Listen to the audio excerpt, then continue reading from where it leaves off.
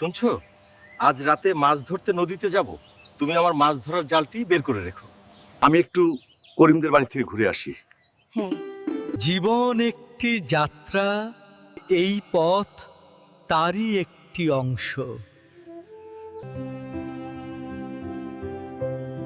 আসসালামু আলাইকুম করিম ভাই, কেমন আছেন? কি করছেন?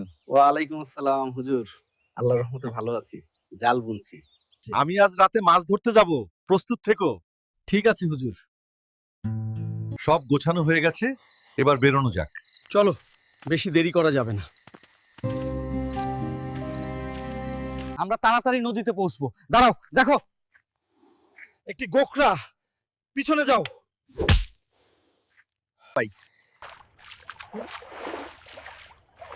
এত বড় মাছ অনেক দিন দেখিনি।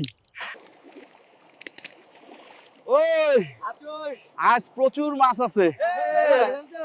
লোক দেখুন, দেখুন ও কি করছে। ওখানে কি ছিল? What is that? চলুন বাড়ি যাই, এখানে থাকা আর নিরাপদ নয়।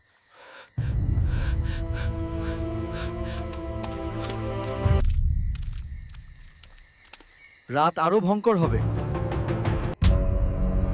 মৌলভী সাহেব, আপনি জানাজার নামাজের ইমামতি করবেন।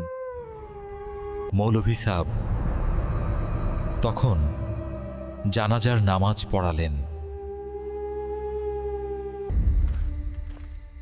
দাঁড়ান মৌলভী সাহেব। মৌলানা সাহেব, আপনি আমার ছেলেকে মেরে ফেলেছেন। আমার ছেলে সাপ সেজে খেলা করছিল, আপনি তাকে লাঠি দিয়ে মেরেছেন।